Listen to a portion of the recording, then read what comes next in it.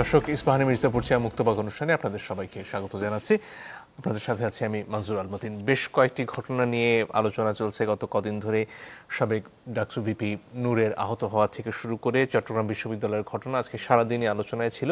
প্রধান উপদেষ্টা বিভিন্ন রাজনৈতিক দলের সাথে বসেছেন, এ নিয়ে নানান ধরনের আলাপ আলোচনা চলছে এবং সব মিলিয়ে নির্বাচন নিয়ে এক ধরনের সংশয়ের কথাও জামাত ইসলামের তরফ থেকে আজকে বৈঠকের পরে বলা হয়েছে। পরিস্থিতি আসলে কোন দিকে যাচ্ছে এবং সব মিলিয়ে যে সংখ্যাগুলোর কথা বিভিন্ন জায়গা থেকে বলা হচ্ছে সেগুলো আসলে কতটুকু যৌক্তিক, সেসব কিছু নিয়ে কথা বলতে চাই। তিনজন সম্মানিত অতিথি রয়েছেন আমাদের সাথে। আছেন জনাব আশরাফ কায়সার, সিনিয়র সাংবাদিক, জনাব মোস্তফা ফিরোজ, সিনিয়র সাংবাদিক, এবং আছেন জনাব ফয়জ আহমেদ, তিনি প্রধান উপদেষ্টার সিনিয়র সহকারী প্রেস সচিব। আপনাদের সবাইকে স্বাগত আমাদের এই অনুষ্ঠানে। শুরুতেই জনাব মোস্তফা ফিরোজ, আপনার কাছে আসতে চাই। নানান ধরনের ঘটনা একের পর এক ঘটছে এবং নির্বাচনের রোড ম্যাপ ঘোষণার পর থেকে হয়তো এই আগুনে খানিকটা ঘিও পড়েছে। এর সাথে কি একটার সাথে একটা জড়িত থাকার কোনো সুযোগ আছে, না প্রত্যেকটাই আসলে বিচ্ছিন্ন ঘটনা? বিচ্ছিন্ন মনে হচ্ছিল, কিন্তু এখন তো তারাই মানে বিচ্ছিন্ন না এটা প্রমাণ করছে রাজনৈতিক দলগুলো। কারণ কোথায় বিজয়নগরে জাতীয় পার্টির অফিসে হামলা হলো, নূরের উপর হামলা হলো, সাথে সাথেই ওই দিনই দেখলাম প্রেস সচিব বলছেন যে ফেব্রুয়ারিতে নির্বাচন হবেই, এর কোনো নেই।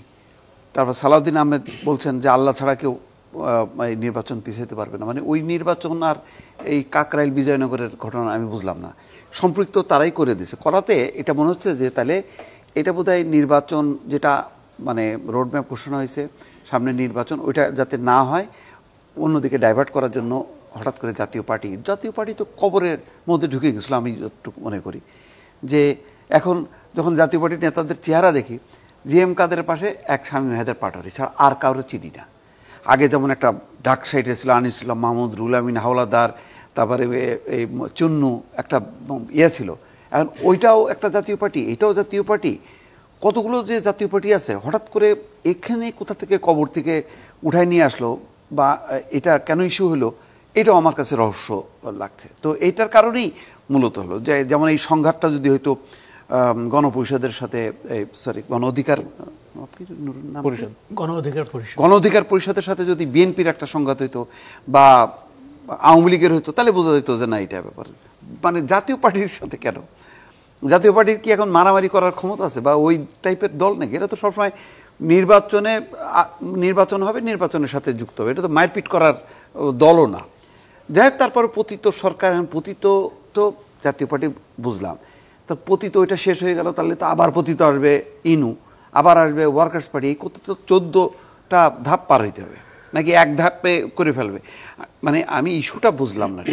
তো যেহেতু নিয়ে আসা হয়েছে তখন মনে হলো যে একটা আনকমন ইস্যু, ও আচ্ছা তাহলে বোধহয় নির্বাচনের সাথে এটা সম্পর্কযুক্ত। সেই কারণেই বারবার দেখি সাথে সাথে সবাই নির্বাচনে ফোকাস। এবং আজকেও দেখলাম সেই সব শেষে প্রধান উপদেষ্টার দপ্তর থেকে বলছে যে নির্বাচন পিছানোর চিন্তা করা যাবে না, নির্বাচন কিন্তু ওই ফেব্রুয়ারিতে। এর আগে জুলাই সনদ এটা সেটা যাই হোক না কেন, নির্বাচন ফেব্রুয়ারিতে।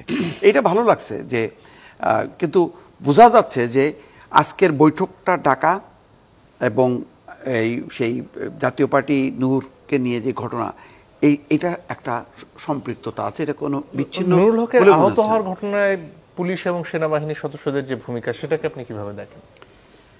এইটা একটা ব্যাখ্যা করছে স্বরাষ্ট্র উপদেষ্টার, এটা খেয়াল করেন। আজকে উনি একটা ব্রিফিং করছে, আপনাদের চ্যানেলেই দেখছিলাম। উনি বলতেছে যে দেখেন, যখন নাকি বোলার বল করবে, সেই বলটা কি ওয়াইড হলো নাকি স্ট্রেট হলো এটা তো বলা যাবে না। আবার দেখেন জাতীয় পার্টির অফিসে আগুন দিচ্ছে, আগে যদি মানে পুলিশ সেটা জেনে যদি মানে এটা ছত্রভঙ্গ করে দেয়, তখন বলা হবে যে কি শান্তিপূর্ণ কর্মসূচিতে কেন পুলিশ করলো। কিন্তু আগুন দেওয়ার পরে বলবে যে আরে আগুন দিল, পুলিশ কিছু করলো না কেন। এইরকম একটা অবস্থা। আমার ধারণা যে জানি না এটা কোনো তাদের ইনফরমেশন কিনা, যে প্রথম দফায় যেহেতু সংঘাত হলো, দ্বিতীয় দফায় কি আবার প্রেস কনফারেন্স করে নুরুরাকে আবার আসবে বলে এই জন্য আগেই সেখানে লাঠিচার্জ করে ছত্রভঙ্গ করলো। কারণ বলছে যে 10 মিনিট তাদেরকে সময় দেওয়া হয়েছিল চলে যাওয়ার জন্য, কিন্তু যায়নি। এটাও আমার কাছে কিন্তু একটা রহস্য। এটা আমি এটাও মিলাইতে পারি না যে নুরু যেখানে ওই ঘটনাস্থলে যদি লাঠিচার্জের শিকার হইতো জাতীয় পার্টি অফিসের সামনে, তাহলে বোঝা যেত, কিন্তু তার নিজের অফিসের সামনে সে লাঠিচার্জের শিকার হবে কেন? এটাও আমার কাছে মনে হচ্ছে যে বোধহয় কেউ অতি উৎসাহের সাথে ঘটনাগুলো ঘটাচ্ছে। আর যে দুর্বল থাকে তার উপরে চড়া হইতে তো গণ অধিকার পরিষদের তো নূর পরিচিত, অনেকের নামটাও ঠিক মতন মানে জানে না, তো সেই কারণে হয়তো বেশি চড়া হয়েছে। এটা এই অ্যাক্সিডেন্টগুলো হয় বাড়াবাড়ি, মানে একেবারে যে অস্বাভাবিক হয়, আইন শৃঙ্খলা খুব নিয়ন্ত্রিত থাকবে, এইটা কেন হলো না, ওইটা কেন হলো না, এইগুলি হয় না। যখন কি একটা ঘটনা ঘটে যায় তখন আইন শৃঙ্খলা বাহিনীরও মাথা ঠিক থাকে না, তখন মনে হয় যে আমি যত লাঠিচার্জ করবো, যত ছত্রভঙ্গ করে দেবো তত বেশি হয়। আমি এটা জাস্টিফিকেশনের কথা বলছি না, আমি হয়তো এইভাবে ঘটনাটা ঘটে গেছে, ঘটার পরে এখন এটার সাথে ষড়যন্ত্র তত্ত্ব অনেকে মিলাচ্ছেন, মিলায় বোঝানোর চেষ্টা হচ্ছে যে সব কিছু আসলে নির্বাচনকে কেন্দ্র করে। আবার অনেকে মনে করে যে জামাত ইসলামের তো অনেক ফ্রন্ট, কেউ কি নানান ফ্রন্টে খেলছে কিনা জামাতের পক্ষ থেকে, যেহেতু জামাত এই নির্বাচনে আসলে প্রতিদ্বন্দ্বীকে, বিএনপির প্রতিদ্বন্দ্বী তো জামাত, আর তো কেউ না। যদি মানে যা আসন পাওয়ার যাদের সামর্থ্য আছে সেরকম দল বিএনপির বাইরে একমাত্র আছে হচ্ছে জামাত ইসলাম। সুতরাং জামাত ইসলাম যেহেতু নির্বাচন চায় না, বিলম্বিত চায়, কারণ আরও বেশি বিএনপি চাঁদাবাজি করবে, আরও বেশি করবে, তত বেশি তাদের নাকি সাঁই করে আসন সংখ্যা বাড়তে থাকবে। তো সেই লক্ষ্যে তারা মানে তার কিছু এলাই মিত্রদেরকে মাঠে নামালো কিনা, এটা হলো জনমনে, আমার অ্যাসেসমেন্ট না, এটা বলা হচ্ছে। নতুবা মানে গণ অধিকার পরিষদের সাথে জাতীয় পার্টির এই সংঘাতের এটাই তো আমি কোনো খুঁজে পাচ্ছি না মিলটা। দেখা যাক জনাব ফয়েজ আহমেদের কাছে ব্যাখ্যা পাওয়া যায় কিনা। সংবাদ সম্মেলন করা অবস্থায় কেন হামলাটা হলো সেই প্রশ্ন করছিলেন জনাব মোস্তফা ফিরোজ। আরেকটা অভিযোগ আসছে চট্টগ্রামের ব্যাপারে যে প্রশাসনের কাছ থেকে যথেষ্ট সাড়া পাওয়া যায়নি, বিশ্ববিদ্যালয় যখন সাহায্য চেয়েছে তাদের দিক থেকে এক ধরনের নিষ্ক্রিয়তা ছিল। এই দুটো ব্যাপারই আপনার কাছে জানতে চাই। জি, আপনাকে ধন্যবাদ। প্রথম কথা হচ্ছে যে জনাব নুরুল হক নুরের উপরে যেই হামলা, সেটা সংবাদ সম্মেলন চলা অবস্থা বা তার দলীয় কার্যালয়ের সামনে কেন এটা হলো এই বিষয়টি এখনই বলা যাচ্ছে না, কারণ আপনি জানেন এটা নিয়ে একটা তদন্ত হচ্ছে। এই তদন্ত দেখে সরকারের পক্ষ থেকে ইতিমধ্যে এটা পরিষ্কার করা হয়েছে যে এখানে যেই পদবীর বা যেই পদমর্যাদারই যেই জড়িত থাকুক না কেন তাদের বিষয়ে ব্যবস্থা নেওয়া হবে। আর অপর বিষয়টি হচ্ছে আপনার চট্টগ্রাম বিশ্ববিদ্যালয়ের বিষয়ে যেটা বলছেন, সেটা হচ্ছে যে প্রশাসনের পক্ষ থেকে অভিযোগ করা হয়েছে। আসলে যারা আক্রান্ত হয় তাদের অভিযোগ নানান রকম হয়। এখানে চট্টগ্রাম বিশ্ববিদ্যালয়ের সাধারণ শিক্ষার্থীরা, প্রশাসনের কর্মকর্তারা আমরা আক্রান্ত হতে দেখেছি, শিক্ষকদেরকে আক্রান্ত হতে দেখেছি, ট্রু। কিন্তু রাতে যখন সেনাবাহিনীর দিক থেকে সহযোগিতা চাওয়া হয়েছে, সেনাবাহিনী এসেছে, ওই গ্রামের লোকজনই ব্যারিয়ার ক্রিয়েট করেছে, সময় মতো ঢুকতে দেয়নি। এটা একটা প্রতিবন্ধকতা ছিল। সো ওই জায়গাটায় এখন আইন শৃঙ্খলা পরিস্থিতির যে জায়গায় অবনতি হয়েছে, ইতিমধ্যে স্থানীয় প্রশাসন তাদের যতগুলি মেকানিজম আছে সবগুলির মধ্য দিয়ে ব্যবস্থা নিয়ে পরিস্থিতি এখন নিয়ন্ত্রণে নিয়েছে। এখন বিষয়টা দেখার বিষয় যে আসলে যেই ঘটনা এখন পর্যন্ত শোনা যাচ্ছে যে কারণে এই সংঘর্ষ বা সংঘাতের সূত্রপাত, অত্যন্ত তুচ্ছ একটি বিষয়। এটাকে ধরে গ্রামবাসীর সঙ্গে বিশ্ববিদ্যালয় শিক্ষার্থীদের যেই গণ্ডগোলটা তৈরি হলো এবং বিশ্ববিদ্যালয় শিক্ষার্থীদেরকে আমরা মারাত্মকভাবে আহত হতে দেখেছি গ্রামবাসীর হামলায়, এটা অত্যন্ত দুঃখজনক। এখন স্থানীয়ভাবে সরকার ঢাকা থেকেও দায়িত্বশীল লোকজন যোগাযোগ করেছে, সেখানে বোঝার চেষ্টা করছে কি হয়েছে, এবং স্থানীয় প্রশাসন খুব সক্রিয়তার সঙ্গে কাজ করছে। বিশ্ববিদ্যালয় প্রশাসন তারাও ওখানকার যে স্থানীয় প্রশাসন আছে তাদের সঙ্গে সমন্বয় করছে। এই বিষয়গুলি দেখে বিস্তারিত হয়তো বোঝা যাবে কি ঘটনা ঘটলো। এটা শুধুমাত্র কি ওই একজন শিক্ষার্থীকে একজন সিকিউরিটি গার্ড বা একটা বাড়ির দারোয়ান প্রবেশ করতে বাধা দেওয়ার কারণেই হলো, নাকি অন্য কোনো এলিমেন্ট এখানে যুক্ত হয়েছে, এটা আসলে একটু বিশ্লেষণ। এই সময় আরেকটা ব্যাপার নিয়ে বেশ আলোচনা হচ্ছে, সেটা হচ্ছে মঞ্চ ৭১-এর আলোচনা অনুষ্ঠানে লতিফ সিদ্দিকী, অধ্যাপক কার্জন সহ অন্যদের উপর প্রথমে মবের হামলা এবং তারপরে তাদের বিরুদ্ধেই যারা হামলার শিকার হলেন তাদের বিরুদ্ধেই মামলা হওয়া, তাদেরকে গ্রেফতার করা। এখানে আসলে সরকারের অবস্থানটা কি? কেন এখানে একদিকে বলা হচ্ছে মবের ব্যাপারে জিরো টলারেন্স, আরেকদিকে যারা আক্রান্ত হলেন মবের তাদেরকেই গ্রেফতার দেখানো হলো কেন? দেখুন, ঢাকা রিপোর্টার্স ইউনিটিতে যে ঘটনাটা ঘটলো মঞ্চ ৭১ নিয়ে, এই ঘটনাটা যদি আপনি পূর্বাপর একটু চিন্তা করেন, আপনি দেখবেন যে এই অনুষ্ঠানের যারা আয়োজক তারা কেউ অনুষ্ঠানের স্থলে উপস্থিত ছিল না। যিনি নিমন্ত্রণ জানিয়েছেন যাদেরকে, তারা কেউ উপস্থিত নেই। যাকে প্রধান অতিথি করা হলো তার অনুমতি না নিয়ে করা হয়েছে। এবং আরও অনেকগুলি তথ্য এসেছে, অনেক সাংবাদিকের নাম, অনেক বুদ্ধিজীবীর নাম, এদের অনেকের সঙ্গে কোনো ধরনের যোগাযোগ ছাড়া সেখানে তাদেরকে অতিথি হিসেবে দেখানো হয়েছে। এদের অধিকাংশই কিন্তু ওখানে যায়নি, অল্প কিছু লোক গিয়েছে এবং তারা গিয়ে সেখানে দিনের শুরু থেকেই ওনারা 1971 মহান মুক্তিযুদ্ধ নিয়ে আলোচনা করবেন এবং বাংলাদেশের সংবিধান নিয়ে আলোচনা করবেন। আলোচনাটা সেটা নিয়ে শুরু হয়নি, কিন্তু আলোচনা হয়েছে 2024 সালে যে গণ অভ্যুত্থান হয়েছে সেটি যে দুর্বৃত্তরা, জঙ্গিরা করেছে, রাজাকারের বাচ্চারা করেছে, এই বিষয়টাকে এস্টাবলিশ করার চেষ্টা করা হচ্ছিল। সুতরাং 5 আগস্টের পর থেকে যদি আপনি আজকে পর্যন্ত খেয়াল করেন, এখানে একটি পক্ষ একদম সুনির্দিষ্ট এজেন্ডা নিয়ে নানান ধরনের বয়ান তৈরি করা এবং বয়ানের পুনরুৎপাদন করায় খুব ব্যস্ত হয়ে পড়েছেন যে 24-এর গণ অভ্যুত্থান 71-এর মুখোমুখি একটা অবস্থানে রয়েছে।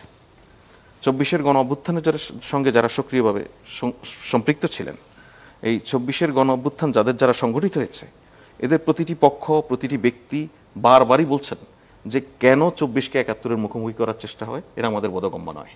তারা বরঞ্চ বলছেন 24 71-এরই অমীমাংসিত একটি যে অংশ তৈরি হয়েছে, প্রত্যাশার যে ঘাটতি ছিল, সেই ঘাটতি প্রত্যাশা পূরণ হয়নি বলে একটি 24 বাংলাদেশের সামনে হাজির হয়েছে। সে জায়গায় একটি গ্রুপ পরিকল্পিতভাবে যখন একটি কেওয়াজ লাগানোর চেষ্টা করে, যেখানে আপনি কিন্তু একটা রাজনৈতিক বয়ান তৈরি করা বা সেটার প্রচার কেন সন্ত্রাস বিরোধী আইনে আমল? দেখুন, আপনি সেখানে সন্ত্রাস বিরোধী আইন নিয়ে অনেক কথা আছে, কিন্তু এটা এখনো এক্সিস্ট করছে। আপনি আইনজীবী, আপনি জানেন এই আইন যদি তুলে দেয়া হয়, আপনি যতদিন আছে এটা নিয়ে আপনি কথা বলছেন, এটা এক্সিস্ট করছে। যখন এই এক্সিস্ট করার আইন শৃঙ্খলা বাহিনী তার প্রয়োগের জায়গা দেখে, তখন সেটা প্রয়োগ করছে। এটা আইডিয়াল কতটুকু আইডিয়াল নয়, আলোচনাটা আসলে অন্যরকম।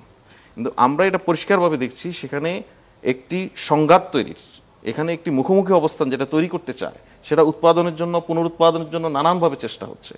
এই চেষ্টাতে যে মানুষগুলি সম্পৃক্ত হয়ে পড়ছেন, তাদেরকে আইন শৃঙ্খলা বাহিনী তাদের তদন্ত অনুযায়ী, তাদের কাছে প্রাপ্ত তথ্য অনুযায়ী ব্যবস্থা নেবেন, এটাই স্বাভাবিক। কিন্তু এখানে কথা হচ্ছে কি যুক্ত করা হচ্ছে? মহান মুক্তিযুদ্ধকে সামনে নিয়ে আসা হচ্ছে। মহান মুক্তিযুদ্ধকে সামনে নিয়ে আসা হচ্ছে। নিশ্চয়ই মুক্তিযুদ্ধের চেতনা আমাদের এখানে একটি আয়নাগর তৈরির সঙ্গে সাংঘর্ষিক। নিশ্চয়ই মুক্তিযুদ্ধের চেতনা আমাদের এখানে যে নির্বাচনে মানুষের ভোটাধিকার কেড়ে নেওয়া, তার সঙ্গে সাংঘর্ষিক।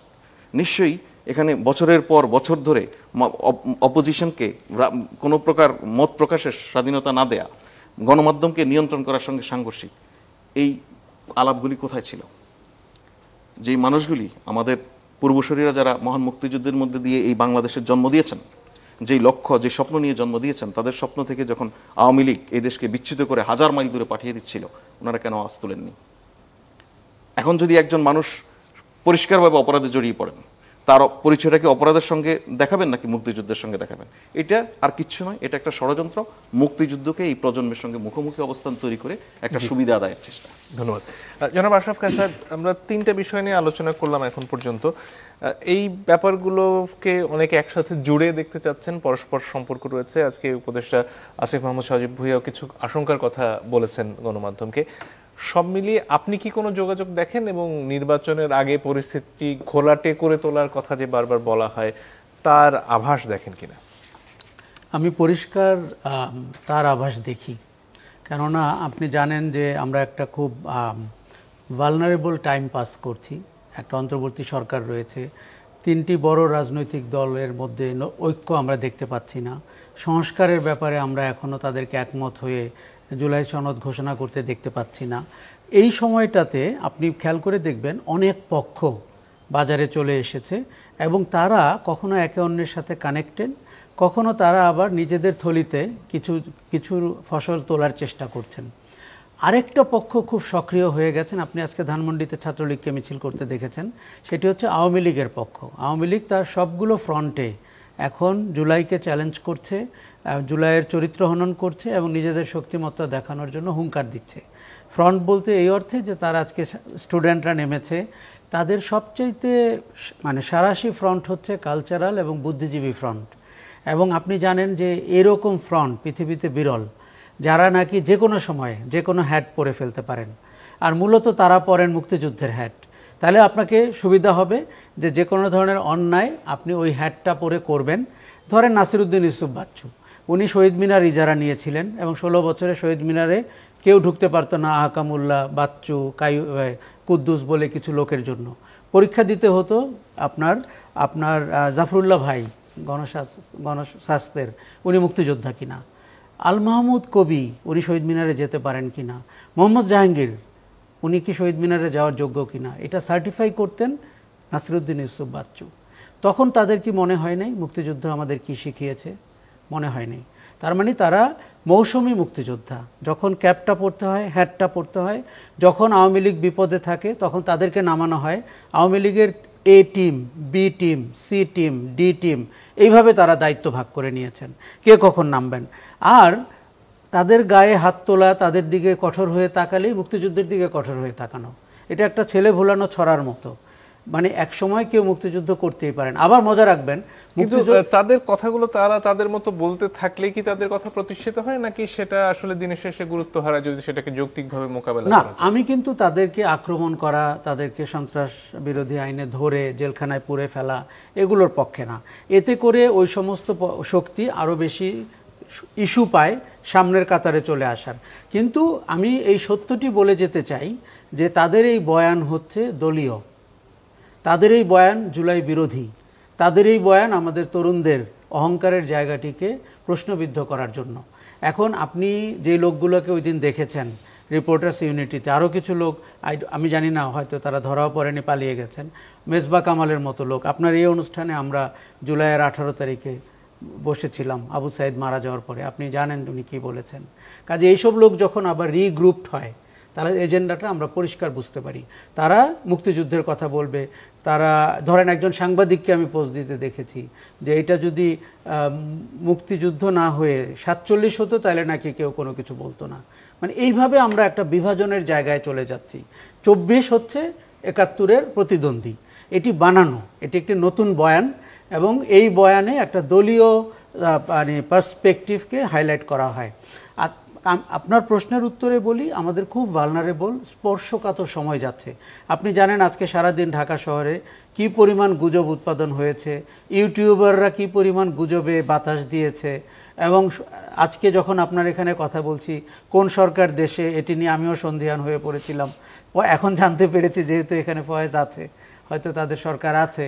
কিন্তু এই যে সেনাবাহিনীর মুভমেন্ট, সেনাপ্রধান কোন দিকে গেলেন, ঊর্ধ্বতন অফিসাররা কোন দিকে গেলেন, তত্ত্বাবধায়কের একটি আলোচনা বা আপনার কনস্পিরেসি বাজারে আছে যে অন্তর্বর্তী সরকার নির্বাচন করবে না তত্ত্বাবধায়ক করবে। জামাত ইসলামী তার দলীয় কর্মকাণ্ডে স্লোগান দিচ্ছে পিআর না হলে সে নির্বাচনে যাবে না। ইস্যু লিখেছে ভিন্ন নেতাদের ব্যাপারে, কিন্তু পিআর হচ্ছে তার এখন মূল এজেন্ডা। কাজেই আমরা তো কোথা থেকে পিআর আসলো বুঝতে পারলাম না, এই আলোচনার কোথাও তো ছিল না। কাজে হঠাৎ করে আমাদের মনে হচ্ছে যে নির্বাচনটিকে কি ভণ্ডুল করার চক্রান্ত আছে, পিছিয়ে দেওয়ার আলোচনা আছে, আরেকটি সরকারের দুঃস্বপ্ন কারো মাথায় আছে। এই জিনিসগুলোর কিন্তু একটার সাথে একটা রিলেট। আপনি যদি খেয়াল করেন যে পাবলিক বিশ্ববিদ্যালয়গুলোতে যা ঘটছে, চিটাগং ইউনিভার্সিটিতে আমি খোঁজ নিয়েছি, ওইখানে আওয়ামী লীগের লোকরা, তাদের সন্তানরা এই আক্রমণের সাথে যুক্ত আছেন, এমনকি বিএনপির লোকরাও আছেন। তাদের কি স্বার্থ? তাদের স্বার্থ হচ্ছে যে অস্থিতিশীলতা কিন্তু একটা ব্যবসা। যেমন ওয়ার ইজ এ বিজনেস, সেরকম দেশে অস্থিতিশীলতা ইজ এ বিজনেস। কাজেই অস্থিতিশীলতা তৈরি করতে পারলে আপনি কার কি অবজেক্টিভ, কখনো কখনো আপনি খেয়াল করবেন দলীয় পদ পদবীর অবজেক্টিভও আছে, বিশ্ববিদ্যালয়ের পদ পদবী। আমরা যেটি দেখতে পাচ্ছি যে সরকারটি যেহেতু কিছুটা দুর্বল, এবং বিশেষ করে মানে স্বরাষ্ট্র মন্ত্রণালয় অনেক বেশি দুর্বল, আমরা অনেক শক্তিকে মাথাচাড়া দিতে দেখছি। এই যে নুরুল হক নূরের উপরে যে আক্রমণ হয়েছে, এটি কোনো অর্থেই সাধারণ কোনো আক্রমণ না। আমরা সবাই তার ভিডিও দেখেছি, এবং যেভাবে তাকে লাঠি দিয়ে তার মুখের মধ্যে মারা হচ্ছিল, আমি কখনো পুলিশকে এত মারমুখী, তারা গুলি করেছেন, লাশ ফেলেছেন, সবই আমরা দেখেছি। কিন্তু এই নিজের কার্যালয়ের সামনে এই কাণ্ড ঘটনার পরে তার প্রতিক্রিয়া দেখুন, কখনো তাদেরকে দেখেছি সবচেয়ে মারমুখী, গতকালকে রাতে দেখলাম তারা কোথায় ছিলেন খুঁজে পেলাম না, কয়েক মিনিট পরে আগুন জ্বলার পরে তারপর তারা বাঁশি ফু দিয়ে আসলেন। এই দুইটি রোলের জন্য তাদের নির্দেশককে, পরিচালককে, এটা যদি মঞ্চ হয়, এই প্রশ্নগুলোর উত্তর ফয়েজ যেমনটি বলছিলেন আমরা তদন্তই চাই। আমরা চাচ্ছি না যে ভিডিও দেখে অভিযুক্ত করতে, কিন্তু যেভাবে একজন পুলিশ কনস্টেবল লাল টি শার্ট পরে নূরকে না আরেকজন কর্মীকে মারছিলেন, এটি অবিশ্বাস্য। আপনার মনে রাখতে হবে, নূরকে আঘাত করা জুলাইয়ের চেতনাকে আঘাত করা। নূরকে দিয়ে যদি আপনি পার পেতে পারেন, আগামীতে অন্য অনেককে ধরতে পারবেন। রাজনৈতিক দলগুলির মধ্যে এক ধরনের মতামতের পার্থক্য আছে, এবং এটা ঠিক কি প্রক্রিয়া বাস্তবায়ন হবে সেটা নিয়ে এটা খুব গুরুত্বপূর্ণ, এটা বাস্তবায়নের প্রক্রিয়া নিয়ে। যেমন কিছু কিছু দল এটা বাস্তবায়নের প্রক্রিয়াটা কি হবে এটা নিয়ে দাবি তুলছে, আবার অপরদিকে যাদেরকে মনে করা হয় যে বাস্তবায়নের প্রক্রিয়া বা বাস্তবায়নের পথ যেন এখনই স্পষ্ট না হয় সে বিষয়ে যাদেরকে বাধা মনে করা হয়, তারা কিন্তু সুনির্দিষ্ট প্রস্তাব নিয়েও আসছে যে এভাবে এভাবে বাস্তবায়ন হতে পারে, এই পয়েন্টগুলি এখনই বাস্তবায়ন হয়ে যেতে পারে, এই পয়েন্টগুলি নিয়ে আমরা চিফ জাস্টিসের মতামত নিতে পারি বা প্রধান উপদেষ্টার মতামত নিতে পারি, ওনার পরামর্শে একটা সিদ্ধান্তে আসতে পারি। সুতরাং এই জায়গাটা আমরা ঠিক পলিটিক্যালি যখন দেখি না, তখন দেখি যে জামাত, এনসিপি, বিএনপি একটা মুখোমুখি অবস্থার মধ্যে আছে। আবার আপনি যদি ঐক্যের জায়গা থেকে দেখেন, আপনি দেখবেন যে এরা ঐক্যের মধ্যেই আছে, কেউ জুলাই সনদের বিরুদ্ধে অবস্থান করছে না, কিন্তু এটা বাস্তবায়নের জন্য সবাই মিলে হয়তো একটা পথ খোঁজার চেষ্টা করছে।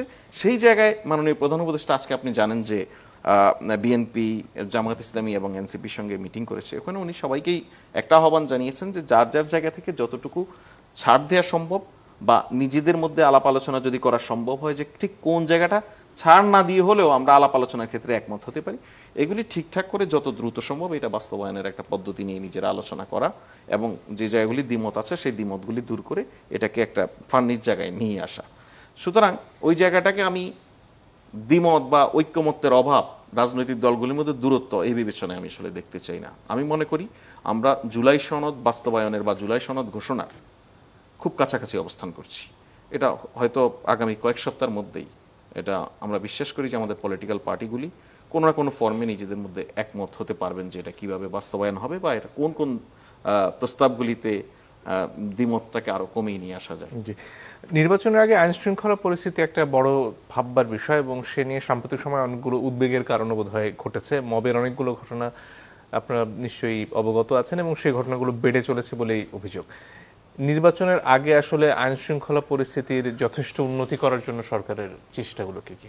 জি, প্রথম কথা হচ্ছে যে নির্বাচনের সঙ্গে বা নির্বাচন অনুষ্ঠানের জন্য আমরা এই মুহূর্তে এসে শুধুমাত্র আইন শৃঙ্খলা পরিস্থিতিকে নিয়ে যেভাবে ফোকাস করছি, ফোকাসের জায়গা শুধু এটাই নয়, কিন্তু এটা একটা গুরুত্বপূর্ণ জায়গা। সেই গুরুত্বপূর্ণ জায়গাটা যেন ঠিকঠাক থাকে সেই লক্ষ্যে সরকার, আপনি জানেন, ইতিমধ্যে একাধিক মিটিং করেছে যে স্বরাষ্ট্র মন্ত্রণালয়, ইলেকশন কমিশন যেই নিয়োগগুলি দেওয়ার প্রয়োজন হবে বিভিন্ন ফোর্সে, আনসারে, বিজিবিতে, পুলিশে বা ইভেন র্যাবে, সেগুলি ঠিকঠাক হয়ে যাবে এর মধ্যেই, ডিসেম্বরের মধ্যেই কমপ্লিট করার জন্য মাননীয় প্রধান উপদেষ্টা নির্দেশনা দিয়েছেন। আরেকটা বিষয় আমি যেটা বলছি যে নির্বাচনের সময় কিন্তু এই সমস্ত ল এনফোর্সমেন্ট এজেন্সির চেয়ে অনেক গুরুত্বপূর্ণ হয়ে ওঠে পলিটিক্যাল পার্টিগুলি। আমাদের এখানে পলিটিক্যাল পার্টিগুলির মধ্যেকার যদি অবস্থান আমরা বলি, তাহলে আগস্টের পর থেকে এখন পর্যন্ত ঠিক দলে দলে, মানে ধরেন জামাতের সঙ্গে বিএনপির বা এনসিপির সঙ্গে বিএনপির, জামাতের এই যে ক্ল্যাশ, এটা কি খুব বেশি? আমরা কিন্তু খুব একটা দেখছি না। নানান বাহাস হচ্ছে, অনেক সময় আশঙ্কা থাকে যখন একদম ভোটের লড়াই পর্যন্ত আপনি যাবেন সেটা কি হাতাহাতি বা মারামারি পর্যন্ত চলে যায় কিনা। আমরা প্রত্যেকটা রাজনৈতিক দল কাছ থেকেই ওই জিনিসটা প্রত্যাশা করি যেন কেউ যে নির্বাচিত হবে সেও যেন বলতে পারে একটা ভালো নির্বাচনের মধ্য দিয়ে নির্বাচিত হয়ে আমরা সরকার হয়েছি, আর যে পরাজিত হয়ে বা যে বিরোধী দলে যাবে তারাও যেন বলতে পারে একটা ভালো নির্বাচনের মধ্য দিয়েই আমরা জাতির এই দুঃসময়। দুটি ঘটনা তো বেশ ভাবিয়েছে, বিশেষ করে নির্বাচন কমিশনে যে হাতাহাতির ঘটনা ঘটলো বিএনপি এনসিপির মধ্যে, আজকে রাজশাহী বিশ্ববিদ্যালয়ে বিএনপির সাথে ছাত্র সমন্বয়কদের সংঘর্ষ হয়েছে। এই ঘটনাগুলো কি আসলে কোনো সামগ্রিক চিত্রের? ওকে, এখানে একটা হচ্ছে ক্যাম্পাসের ইলেকশন রিলেটেড ব্যাপার, আরেকটা হচ্ছে ইলেকশন কমিশনে বিএনপির একজন নেত্রী, তার সঙ্গে, এটাকে আপনি গুরুত্বপূর্ণ ঘটনা হিসেবে দেখছেন দেখে আমার খুব ভালো লাগছে। কেন ভালো লাগছে আমি বলি। ধরুন আমাদের দেশে অনেক বড় বড় ঘটনা বা অনেক ছোট ছোট ঘটনা দেখি আমরা আমাদের গণমাধ্যমের দৃষ্টি থেকে, আমাদের দেশে হরহামেশা এগুলি ঘটে বলে হয়তো আমাদের কাছে বড় ঘটনা নয়, আবার ইন্টারন্যাশনাল মিডিয়ার কাছে সেটা অনেক গুরুত্বপূর্ণ ঘটনা হয়ে ওঠে, কারণ সে যে পার্সপেক্টিভে চিন্তা করে সেখানে হরহামেশা এই ধরনের ঘটনা ঘটে না। তো আমাদের এখানে যেখানে রাজনৈতিক পরিমণ্ডলে প্রতিনিয়ত হানাহানি, মারামারি, সংঘাত ছিল, সেখানে ইলেকশন কমিশনে সামান্য ধাক্কাধাক্কির ঘটনাকে যখন আমরা বড় করে দেখতে পাচ্ছি, তার মানে আমরা সভ্যতার ওই জায়গায় অন্তত পৌঁছে গেছি যে আমরা এখন আর মারামারিকে প্রত্যাশা করি না, আমরা এই হাতাহাতিতে আতঙ্কিত হই, আমরা আশঙ্কা বোধ করি যে এটা নির্বাচনের পরিবেশকে নষ্ট করবে। এই নির্বাচনের পরিবেশ যদি নষ্ট হয়, এটা তো ভোটার হিসেবে শুধু আমার আপনার জন্য হবে না, প্রার্থী হিসেবে যারা থাকবেন, সরকারের গঠনের জন্য যে সমস্ত দল অ্যাক্টিভ থাকবে, তাদের জন্য এটা কিন্তু একটা সংকেত। সুতরাং সবার নিজ নিজ জায়গা থেকে সতর্ক হওয়ার যেমন ব্যাপার আছে, এই বিষয়গুলিতে আমাদের গণমাধ্যম বড় করে দেখাও একটা পজিটিভ দিক যে আমাদের গণমাধ্যম এখন আর এই ঘটনা ছোট বলে এড়িয়ে যাবে না, সেটাকেও দৃষ্টিতে নিয়ে কিন্তু আসবে। মাঠে যখন নির্বাচনের প্রস্তুতি গড়াবে তখন এই ছোট ঘটনাগুলো আরো অনেক বড় হয়ে উঠবে না, তার ভরসা কি? তার ভরসা আপনি কেউ আগে থেকে বলতে পারবো না। আমি আপনাকে যেটা বলছি যে যারা নির্বাচিত হতে চায় তাদের যদি লক্ষ্য থাকে যে একটা ভালো নির্বাচনের মধ্য দিয়ে তারা নির্বাচিত হতে চায়, তাহলে সেই ভূমিকা তারা রাখবে। আর সরকারের দিক থেকে বা ইলেকশন কমিশনের দিক থেকে কি করণীয় থাকতে পারে সে বিষয়ে ইতিমধ্যে আইন সংশোধনের একটা উদ্যোগ নেওয়া হয়েছে। আপনি জানেন যে শেখ হাসিনা যে আইনটা আরপিও যেটা সংশোধন করে নির্বাচন কমিশনের ক্ষমতা খর্ব করা হয়েছে, যে কোনো কেন্দ্রে বা কোনো জায়গায় চাইলে নির্বাচন কমিশন পুরো নির্বাচন বাতিল করতে পারবে না, দু একটি কেন্দ্র হয়তো স্থগিত করতে পারবে, এরকম সেই জায়গাটা আবার আগের জায়গায় ফিরিয়ে নেওয়ার উদ্যোগ নেওয়া হয়েছে। যদি সংঘাত সহিংসতার ঘটনা ঘটে, অনিয়মের ঘটনা ঘটে, নির্বাচন কমিশনের কাছে সেই ইখতিয়ার দেওয়া হয়েছে, তারা চাইলে ইলেকশনটা বাতিল করে দিতে পারে। ধন্যবাদ। জনাব মোস্তফা ফিরোজ, আপনার কাছে আসতে চাই। এই যে সরকারের উদ্যোগগুলোর কথা বিভিন্ন জায়গা থেকে বলা হয়, জনাব ফয়েজও বলছিলেন, যেগুলো আসলে নির্বাচনের ব্যাপারে রাজনৈতিক দল সহ ভোটারদের আশ্বস্ত করবার কথা, আপনি একজন ভোটার হিসেবে আশ্বস্ত হতে পারছেন কিনা? এখনো কিন্তু হওয়ার মতন দৃশ্যমান বরং যেই অবস্থা আজকে জামাত ইসলাম কিন্তু এই পয়েন্টটাই ধরছে যে আইন শৃঙ্খলা ব্যাপারটা কোনো জায়গায় আপনি দেখেন একটা জায়গায় শুরু হচ্ছে, সাথে সাথে শেষ হচ্ছে না, 2 দিন 3 দিন গড়াচ্ছে। আপনি চট্টগ্রামে করেন, রাজধানীর এই যে বুয়েটের প্রকৌশলীদের বিষয়টা দেখেন, যে আগের দিন যখন হলো তখন আমরা বুঝতে পারি যে এটা যদি আজকের মধ্যে নিয়ন্ত্রণ করা না যায়, রাতের মধ্যেই পরের দিন এটা আরও বাড়বে। ঠিক তাই হলো সব জায়গায়। সর্বশেষ তো ময়মনসিংহেরটা আরও ন্যাক্কারজনকভাবে ঘটলো। তারা এরকম রেলপথ বন্ধ করে দিল, তারপরে রাতের বেলায় শিক্ষকদের অবরুদ্ধ করলো, সেই শিক্ষকদেরকে যেভাবে খোলা হলো। তারপরে রাজশাহী, কোনো জায়গায় আমি খুব দেখলাম না যে খুব সাকসেসফুলি, খুব তড়িৎ গতিতে যে বিষয়টা সমাধান হলো। বেশ লম্বা সময় লাগছে এবং প্রতিটা জায়গায় সেনাবাহিনীকে কল করতে হচ্ছে। এটা আরও বিপজ্জনক। আপনি এরপরে যখন কি নির্বাচনের দামামা শুরু হবে, তখন আপনি একটা তো এখন যদিও প্রতিদ্বন্দ্বী বিএনপি ভার্সেস জামাতের আমরা সংঘাত দেখি নাই, কিন্তু বিএনপি নিজেদের মধ্যে তার স্বতন্ত্র তার এই মিলায় যে ক্যাওয়াসটা বাঁধবে, সেই জায়গাটা আপনি কিভাবে নিয়ন্ত্রণ করবেন? তখন তো ধরেন এখন পুলিশের অবস্থাটা খুবই নাজুক অবস্থার মধ্যে আছে, যেটা দেখছি যে সব জায়গায় পুলিশকে কল করতেছে এবং সেনাবাহিনী এসেও কিন্তু সামাল দিতে পারছে না বহু জায়গায়। তো সেই জায়গাটা কিন্তু খুব দৃশ্যমান অগ্রগতি হয়েছে, এরকম কিন্তু কেউ মনে করে না। সাধারণ মানুষ মনে করে যে আইন শৃঙ্খলা পরিস্থিতি খুব দুর্বল, নিয়ন্ত্রণ করা যাচ্ছে না। সামনে যদি নির্বাচনকে ঘিরে আমরা যতই আদর্শিক জায়গার কথাটা বলি না কেন, যে এখন হাসিনা বিরোধী ফ্যাসিবাদী সব শক্তিগুলি এক আছে, এখন আমরা যে দোসর যারা মতবাদ প্রচার করতেছে, ওই লতিফ সিদ্দিকী, ওদেরকে সন্ত্রাস দমন আইনে দিলাম, একে ওকে দিলাম, জাতীয় পার্টিকে ব্যান করে দিলাম, ওটা তো গেল একটা সাইড। কিন্তু এইটা তো মূলত একটা ক্ষমতার লড়াই হিসাবে রাজনৈতিক দলগুলো নিচ্ছে এবং ক্ষমতার লড়াই খুব সাংঘাতিক রকম, যে বিএনপি নিজেদের মধ্যেও তো সেই যতগুলো মারপিট হয়েছে আপনি গত 1 বছরে, তার মধ্যে তো জামাত ভার্সেস বিএনপি হয়েছে 5%, আর বাকি সবই তো হয়েছে বিএনপি ইনার ক্লাস। এবং কতজন মারা গেছে আপনি দেখেন, অলরেডি 100-150 কিন্তু মারা গেছে বিএনপি নিজেদের ক্লাসে। নির্বাচন আস্তে আস্তে কী হবে, এখনই শক্তি পরীক্ষা দিচ্ছে যে না আমার নিয়ন্ত্রণ আছে বলে আমি দেখাচ্ছি। এরকম সমস্ত জায়গায় মহড়াগুলো চলতেছে। নির্বাচনের যখনই আরও একটু ঘনায় আসবে তখন আরও বাড়বে তার প্রার্থিতা, তার এটা নিশ্চিত করার জন্য। এইটা কিভাবে সামাল দেবে? কারণ প্রশাসন আমরা দেখেন যাদের উপর নির্ভর করব, এরা তো অলরেডি একভাবে 15 বছর একভাবে অভ্যস্ত যে তারা শক্তির পূজারী। তো যে জায়গায় দেখবে যে বিএনপির অমুকের শক্তি ওই দিকে মার্চ করবে, ফলে জাস্টিসটা থাকবে না। যেখানে দেখবে জামাত, সেই জামাতের দিকে মার্চ করবে। ফলে এই পুলিশের এমন নড়বড়ে অবস্থার পরে আপনি পুরো সামরিক বাহিনীর উপরে নির্ভর করে আপনি নির্বাচনের এটা আগাবেন, এটা কিন্তু কিছু টেস্ট কেস, যদিও আমি এটা একমত না। জামাতে কিন্তু একটা কথা বলছিল, একটু 1 মিনিট, জামাতে কিন্তু একটা কথা বলছিল যে এই প্রশাসন নির্বাচন কমিশন সক্ষম কিনা সেটা প্রমাণ হতো যদি স্থানীয় সরকার নির্বাচনটা যদি সাকসেসফুলি করতে পারত। কিন্তু ওইটা আবার অন্য একটা পলিটিক্স, ওইটা আমি মনে করি না। এইটার দরকার ছিল আরও আগে যদি নির্বাচনটা হয়ে যেতে পারতো তাহলে ভালো হতো। এখন দিনটা যত গেছে তত বেশি এলাকায় এলাকায় ওই একই মানে ক্ষমতাশ্রয়ী রাজনীতিটা আরও হয়েছে, মানে আদর্শিক রাজনীতিটা না থাকার কারণে এটা হয়েছে কি শুধু জাস্ট পালাবদলটা হয়েছে, আর তো কিছু হয়নি।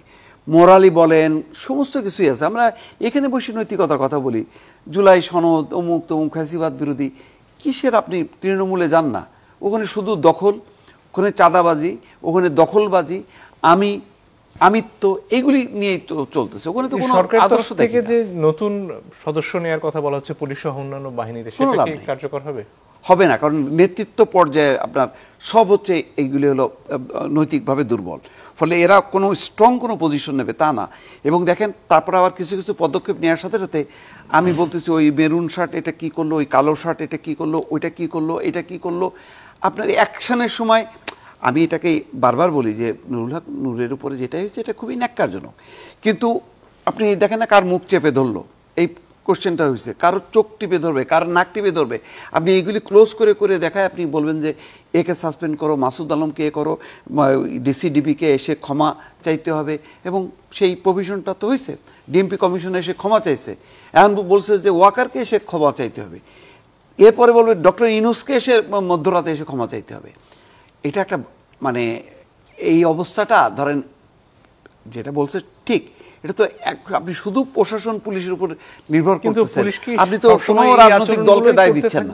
জি, পুলিশ কি এই আচরণগুলোই করতে থাকবে? এর কি আমি তো পরিবর্তন হবে না? একটা যে খুব ইউনিক কোনো উদাহরণ আমি তো এরকম কিছু দেখছি না, যে একটা ঘটনা ঘটছে সেখানে পুলিশ আইন শৃঙ্খলা কর্তৃপক্ষ খুব ইউনিক একটা ঘটনা ঘটেছে, আমরা বলছি যে না এইটাই আমার মডেল। আমি কোন মডেলটা মানে কোনটা সমাধান হয়েছে, আমি কোন মডেলটা বলবো যে এই মডেলটা খুব ভালো হয়েছে, পুলিশ এরকমই যেন কাজ করে, আমি তো এরকম কোনো মডেল দেখাতে পারতেছি না। জি, জনাব আশরাফ কায়সার, আপনার কাছে ফিরে আসি।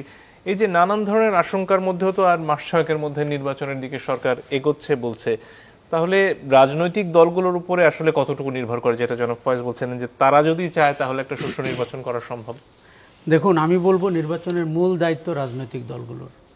অন্তর্বর্তী সরকারের দোষ ত্রুটি ধরে কি গোছালো হলো কি হলো না এগুলো করে ভালো নির্বাচন হবে না।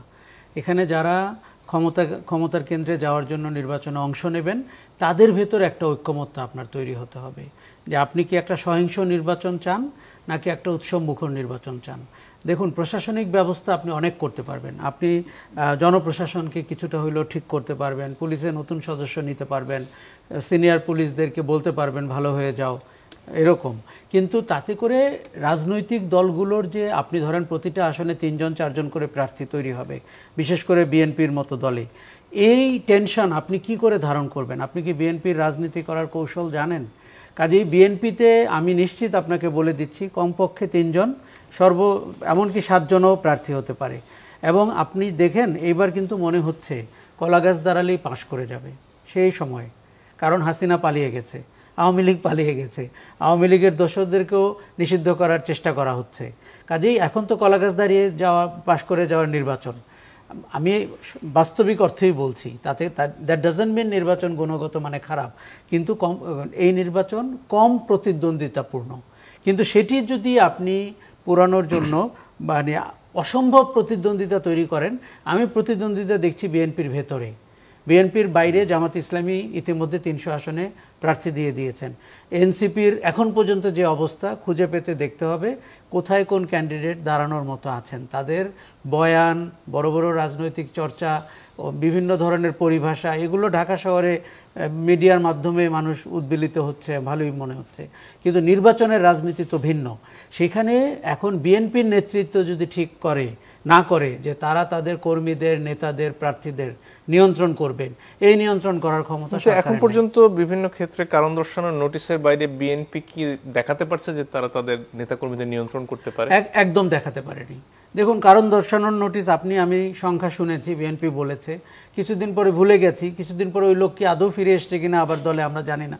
কেউ কেউ বলে থাকে এটা ব্যাজ অফ অনার, যে আমি যে বাইরে আছি তার মানে আমার শক্তিমত্তা এরকম, আমি দলের বিরুদ্ধে দাঁড়িয়ে কথা বলতে পারছি। কাজেই এই রাজনীতিগুলো, বিএনপির মতো দলের রাজনীতির ভঙ্গিটা কিন্তু ডিফারেন্ট। এটি আপনি ক্লাসরুমে ছেলে মেয়েদের সুশীল চর্চার রাজনীতি না, এটা ক্ষমতাপ্রেমী রাজনীতি। বিএনপির ক্ষমতায় যাওয়া আর না যাওয়ার মধ্যে $1 বিলিয়ন ডিফারেন্স তৈরি হবে, $100 বিলিয়ন। কাজেই বিএনপি জানে বিএনপি 16 বছর ক্ষমতার বাইরে এবং অনেকাংশেই অন্যায্যভাবে বিএনপি ক্ষমতার বাইরে। কাজেই তার লেজিটিমেট ডিমান্ড আছে, সেই নির্বাচন করে ক্ষমতায় যেতে চায়, কিন্তু সেই নির্বাচনের গুণগত মান নিয়ে রাজনৈতিক দল, বিশেষ করে বিএনপি, সে যদি আপনার সাথে কমিটেড না হয়, জামাতে ইসলামী যদি কমিটেড না হয়, এনসিপি যদি কমিটেড না হয়, তাহলে কিন্তু নির্বাচনটি আপনি, আর এই পুলিশ আপনি দেখুন আরও 50,000 কেন, আরও 1 লক্ষ পুলিশ আপনি নিয়োগ দিতে পারবেন, কিন্তু পুলিশ তো চলে উপরের কথায়। সেই লোকগুলো তো হাসিনার নিয়োগ করা লোকগুলো, সেই লোকগুলো বিভিন্ন চরিত্রে, এবং ইলেকশনের আগে আপনি জানেন না কিন্তু তাদের চরিত্রের তারা নতুন কোন চরিত্রে আবির্ভূত হতে পারেন। পুলিশকে কিন্তু আমরা মারাত্মকভাবে চরিত্র পরিবর্তন করতে দেখি, যেখানেই ক্ষমতা সেখানে দৌড়ে যেতে দেখি। তাদের মতো নৈতিকভাবে দুর্বল পেশাদারী পুলিশ বাহিনী পৃথিবীতে বিরল। আচ্ছা, এবার জনপ্রশাসনে আসি। জনপ্রশাসনে এদের অনেক তো ভাগ্য উন্নয়ন করেছে হাসিনা, রাইটলি অর রংলি। আচ্ছা, এই সরকার জনপ্রশাসনে কোনো সংস্কার করতে পারেনি এবং সরকারটি চালাচ্ছেন আমলারা। সেই সরকারকে দিয়ে আপনি নির্বাচন করবেন এবং সেই নির্বাচনে আওয়ামী লীগের ভূমিকা কি? ধরে নিলাম আওয়ামী লীগ অফিসিয়ালি নির্বাচনে অংশগ্রহণ করতে পারছে না, আনঅফিসিয়ালি তার সমর্থন কোন দিকে যাবে, তার সহিংসতা কোন দিকে যাবে? যেই দলের প্রধান নেত্রী প্রতিদিন সকালে আপনাকে হুমকি দেয় যে আমি ফিরে আসছি, আমি এখনও পদত্যাগ করিনি, হ্যাঁ, সেই দলের কর্মীরা বা নেতারা কি রোলে থাকবেন? তারপরে নির্বাচনকে কেন্দ্র করে আওয়ামী লীগের সহিংসতা করার শক্তি আসলে কতটুকু অক্ষুণ্ণ আছে? দেখুন, আমরা সবসময় বলি সহিংসতা করতে আপনার খুব বেশি শক্তি লাগে না। আপনি শুধু খেয়াল করেন যে সংখ্যালঘুদের একটি গ্রামে যে একটা দুর্ঘটনা ঘটে, ভারত সেটিকে বিশ্বব্যাপী বিপণনের দায়িত্ব নিয়ে নিবে, আওয়ামী লীগ সেখানে আরও ঘি ঢালবে। আপনি আজকে এক গোপালগঞ্জ ডিল করতে গিয়ে আমাদের কষ্ট হয়েছে, আবার দু একটা ইনসিডেন্টে আমরা দেখেছি, এক নুরুর আহত হওয়ার পরের থেকে দেখেছি সারা দেশে কি প্রতিক্রিয়া শুরু হয়েছে। হোয়াট ইফ 300টা আসনে বা 30টি আসনে সহিংসতা হলো, তাহলে আপনি কি করবেন? এই লোকবল তো আমরা দেখছি না, এই ডিসিপ্লিনও দেখছি না, এবং এই ম্যাচুরিটিও দেখছি না। এখন আওয়ামী লীগ কিন্তু মরণঘাতী অবস্থায় আছে। আওয়ামী লীগ আজকে ধানমন্ডিতে নেমেছে, কালকে গুলিস্তানে নেমেছে, চেষ্টা করছে রিসারফেসড হতে, এবং তাদের টাকা পয়সা আছে। শেখ হাসিনা হয়তো টাকা বিতরণ করেছেন, যেটি বলা হচ্ছে এস আলমের টাকা উনি এখন ডিস্ট্রিবিউশন করছেন।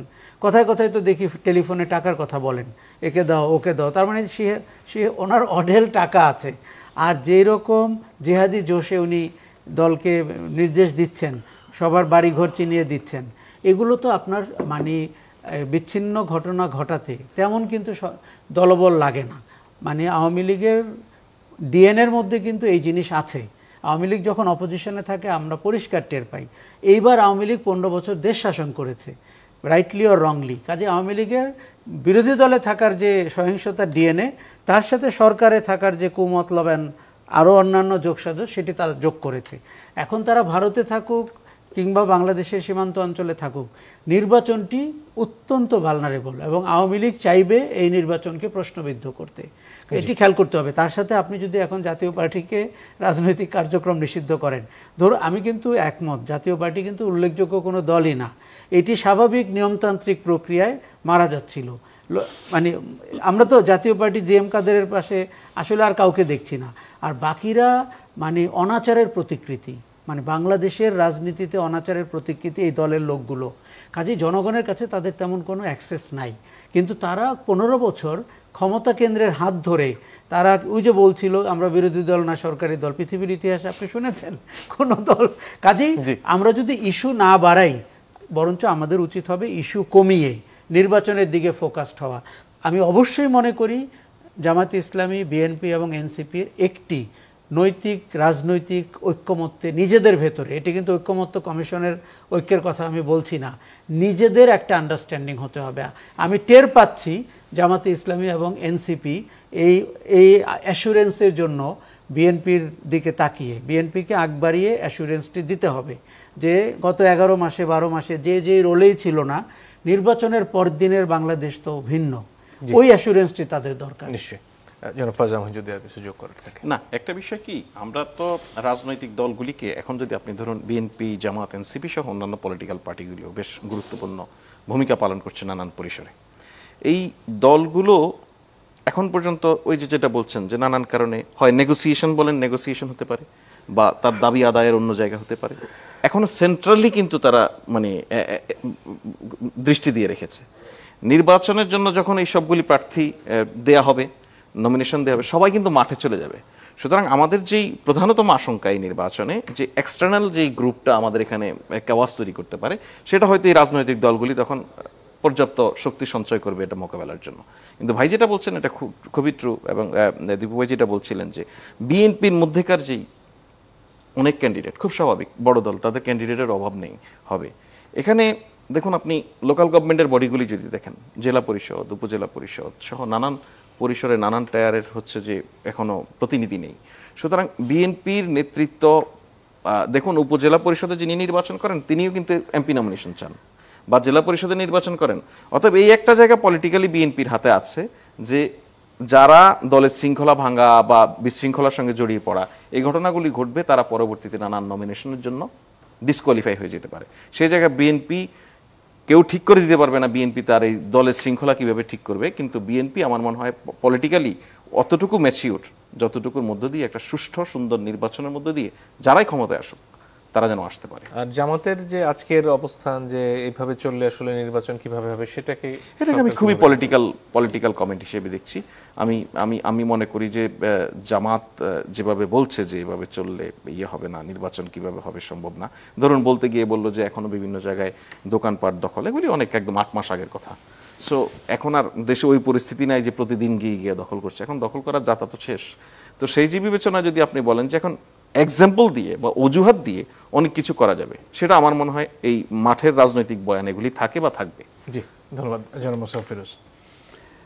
না, এইটা বললাম তো, উদ্বেগের বিষয়টা হচ্ছে, মানে আমি যেটা মনে করি যে জামাত ভার্সেস বিএনপি না, যখন শিডিউলটা হয়ে যাবে তখন পুরো চিত্রটা আবার একদম পাল্টে যাবে, তখন মানে গৃহদাহ হবে। এই জন্য অনেক বড় দায়িত্ব এই নির্বাচনটা ভালো করার ক্ষেত্রে বিএনপির। এটা আমি খুবই, কারণ গত 8 মাসে 9 মাসে আমি প্রতিটা এলাকা ওয়াইজ যে ঘটনার প্রবাহগুলো গণমাধ্যমে আসছে, এবং এখন দেখছি ইদানিং যে এই ঘটনাগুলো, অনেক ঘটনা আসেও না, মানে অথচ রক্তক্ষরণ হচ্ছে ব্যাপকভাবে বহু জায়গায়। সেই জায়গাটা মানে বিএনপি যদি খুব সাকসেসফুলি আরও তার একদম খুব ড্রাইভ যদি না দেয়, তাহলে এই নির্বাচনটা মানে খুবই ক্ষতিগ্রস্ত হবে। কারণ এরকম একটা খুব দুর্ভাগ্যজনক হবে, জুলাইয়ের এরকম একটি পরিবর্তন, এরকম ঘটনার পর যদি একটা ভালো নির্বাচন উপহার যদি না দেয়া যায়, তাহলে তো দিল্লিতে বসে শেখ হাসিনা তো আরও অট্টহাসি দেবেন। এই অট্টহাসিটা বন্ধ করাটা আমি জানি না যে মানে ক্ষমতাটা কি খুব গুরুত্বপূর্ণ হয়ে গেল কিনা, নাকি নির্বাচন, ভালো নির্বাচনটা গুরুত্বপূর্ণ, এটা রাজনৈতিক দলগুলোকে এনশিওর করতে হবে। কারণ এখন মনে রাখার দরকার যে এখন এমন একটা ব্যবস্থাপনায় নির্বাচনটা হচ্ছে, এই সরকারের কোনো রাজনৈতিক প্ল্যাটফর্ম নেই। রাজনৈতিক প্ল্যাটফর্মটা ওই বিএনপি, প্ল্যাটফর্মটা তার জামাত, এনসিপি, এরাই। তো ফলে এরা মিলে যদি কেওয়াস করে, তো আলটিমেটলি গভর্নমেন্ট তো আর থাকে না। কারণ গভর্নমেন্টের তো নিজস্ব কোনো রাজনৈতিক কোনো এজেন্ডা নেই যে না আমি থাকবো। সে তো যখনই একটা ঘটনা ঘটে তখনই বলে যে ফেব্রুয়ারিতে কিন্তু নির্বাচন হবেই, মানে সে নিজেই ভয় পেয়ে যায় যে মনে হয় যেন নির্বাচনটা না আবার পিছায় যায়। সুতরাং এখন দেখি রাজনৈতিক দলগুলো হচ্ছে সরকার আরও বেশি মানে ভয়ভীতির মধ্যে থাকে যে নির্বাচনটা যেন পিছানো যাবে না। তো এইরকম অবস্থায় এই সরকারের এই অবস্থানটাকে এনশিওর করতে পারে প্রধানত দায়িত্ব বড় দল হিসেবে বিএনপির, তারপরে জামাতের এই জায়গাগুলো থেকে বের হয়ে আসতে হবে। যেমন আমি নতুন নতুন যে সমস্ত ধারা উপধারাগুলি বলছে, আপনি শুধু একবার চিন্তা করেন 24-এর নির্বাচনটা যদি তত্ত্বাবধায়ক সরকারের অধীনে হয়ে যেত, তাহলে কি হতো? তাহলে তো বিএনপি ক্ষমতায় আসতো। তো তখন তো আপনার পিআর সিস্টেম কোথায়, জুলাই সনদ কোথায়, কিছুই তো না। তা তখন তো বিএনপির বিরুদ্ধে তখন জুলাই সনদের ওই পিআর টিআর এসব সিস্টেম নিয়ে হইতে পারতো। তাহলে আগে ওই নির্বাচনটা হইতে দেন, যে নির্বাচনটা আমরা 15 বছরে পাইনি। আগে ওই নির্বাচনটা হোক, তারপরে আপনি ক্ষমতায় যে নানান এজেন্ডাগুলো বাস্তবায়ন করেন। দেখুন, আমরা যদি জুলাইয়ের দিকে তাকাই, 3টি বিষয় পরিষ্কার হয়েছিল। একটি তো ফ্যাসিবাদের বিদায় বটেই, কিন্তু রাষ্ট্রের সংস্কার, যাতে রাষ্ট্রটি জবাবদিহিমূলক হয়। আরেকটি ছিল নির্বাচনী ব্যবস্থাপনা সংস্কার, কারণ আমরা 3টি নির্বাচন হতে দেখেছি ভোটারবিহীন। এখন আপনি যদি আগামী নির্বাচনটিকে নতুন আলোতে দেখতে না পারেন, জুলাই পরবর্তী নির্বাচন হিসাবে আপনি গৌরব বোধ করতে না পারেন, সেটি কিন্তু লজ্জার হবে। এবং আমরা যদি রাজনৈতিক মারামারি এবং একে অন্যকে খাওয়াখাওয়ি অথবা হালুয়া রুটির নির্বাচনটি হতে দেখি, সহিংস নির্বাচন হতে দেখি, এবং ভোটাররা যদি কমপ্লেন করতে থাকে, দেখবেন আপনি যে এটাকে ফুলিয়ে ফাঁপিয়ে অ্যাম্প্লিফাই করে পৃথিবীর কোথায় আওয়ামী লীগের এই সফট ন্যারেটররা বসে আছে, তারা এটা প্রচার করবে।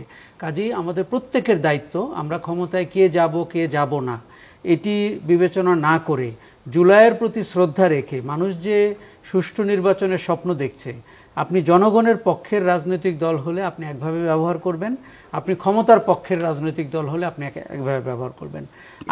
আমি মনে করি রাজনৈতিক দলের অদায়িত্বশীল হওয়ার সুযোগ নাই। এখানে জনগণের ভোট এনশিওর করা মূল কাস্টোডিয়ান পলিটিক্যাল পার্টি। অন্তর্বর্তী সরকার আজ আছে কাল নাই, কাজেই এরা কি বাংলাদেশে তাদের দলীয় রাজনীতি করতে চায় কি না? যদি চায় তাহলে সুষ্ঠু রাজনীতি, সুষ্ঠু ভোটের দিকে তাদের যেতে হবে। আর যদি কোনো কারণে কারসাজি করে, সহিংসতা করে, আমি বলে দিচ্ছি তাদের ডেজ নাম্বারড। এই জিনিসটা পরিষ্কার বোঝা দরকার।